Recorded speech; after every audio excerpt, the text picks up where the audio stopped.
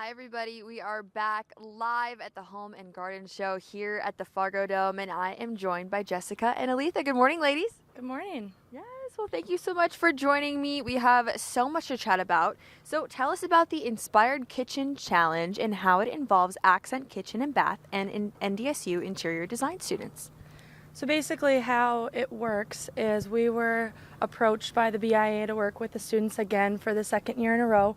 This year it's a little different, so they actually got a project that we actually worked on, the shell of the kitchen that needed to be remodeled, and then we ended up telling them that they can reimagine it however they see fit, however their design scope of work would look like. Different patterns, different designs, different ideas, things like that. And then they had to come up with renderings and pick out all the materials at our showroom. So everything that they have on display here will be from Accent Showroom. And then they have to go up on stage with me during the workshops every day and talk a little bit about how they did everything. And then from there, then everyone gets to vote. And then the one that votes wins the vote, gets a scholarship from the BIA. Wow, that's amazing. So why did Accent sign on to do this with students, and what was your favorite part of working with the teams? Well, because we did it last year and it was a lot of fun to just kind of see what everybody's skill levels are and the different ideas that everybody has, we wanted to do it again and just change it up a little bit on how we did it. Plus, it's kind of fun to see the difference between a job that I created for homeowners, differences from how the NDSU students decided to design it themselves.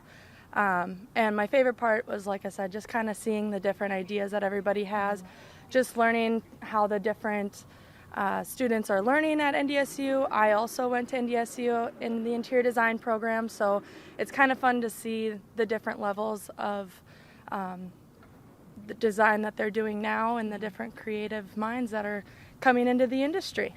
Yeah, so you guys are the show's title sponsor. Besides the workshop and challenge, what new products and trends can people really expect to see? Well, currently we have a couple of people a part of our team in Las Vegas at the International Kitchen and Bath Show. Wow. So it's kind of fun to have them come back and tell us all the trends for 2025 that everybody is coming out with. So we have that, but a lot of times what we're seeing this year is a lot of more, what the word that they told us as a hint was biophilic design. So a lot more nature colors, the greens, the warm tones, the ivories, the creams, the beiges, things like that. It's kind of fun to see some of those colors come back, things starting to warm up a little bit more rather than the cool tones that once were. Okay, I'm glad that you explained that term because I had never heard that before. Well, I'm learning something today soon. Okay, yeah. Aletha, I did not forget about you, girl. So what role do you play with the NDSU interior design program and with the student teams? So I'm an assistant professor of practice at NDSU in the interior design program. This is my third year there. I actually came from industry. Wow. So the nice thing is I get to bring all of the skill set that I had from practice to actually help the students learn in their tenured NDSU. Specifically with the Home and Garden Show, the BIA had reached out to me last year. We did an Inspired Spaces project last year, and as Jessica mentioned, we changed it up this year. It was Inspired Kitchens. So excited. I have experience in kitchen and bath design. So I'm the faculty liaison for this project for the students this year. So that way they're able to have faculty support within the guidelines in order to ask any questions, sounding board, things like that, so that they can make sure that they're giving the best of all of their skill set to this project. Because there is scholarship money on the line. Definitely very important. So how does working on a project like this really benefit the students? It's amazing. The nice thing about the program, which we are accredited, the Council for Interior Design Accreditation, we try at least once a year in variety of skill levels, so first year to fourth year students, to be able to give them industry practice. You can only replicate so much in the classroom. I was an interior design student, not at NDSU, but I'm wearing my proud colors today, so that they can learn how to work with contractors and subcontractors. I know we didn't have a budget for this one, but if we had a budget, because we have done budget projects before, it would be industry based. I can't replicate all of that in the classroom. Yeah. So my faculty and we try to get these projects where the students can really experience what it's like to be out there, be a designer out there. That was the neat thing about this project, that they were able to work with Jessica.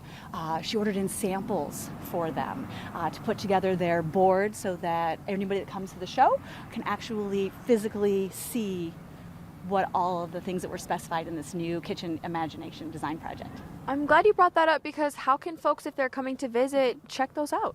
Absolutely. So of course we'd love you to attend the show. It's great. It's going to be a fabulous weekend, Friday, Saturday, and Sunday. Accent kitchen and baths display down here on the main floor of the dome, right over to the south side. That's where the students get to see, or you get to see the students work. So you can come and you can vote in person after you see the presentations. You can also vote online at the Home and Garden Show FM.com under the Inspired Kitchens tab. All the mood boards are up there. It's awesome. Awesome. Well, thank you, ladies, so much for sharing this with us. I know I definitely learned something. Yes, thank you. Yeah, and everybody at home, stick around. More North Dakota Today, live from the Fargo Dome after this short break.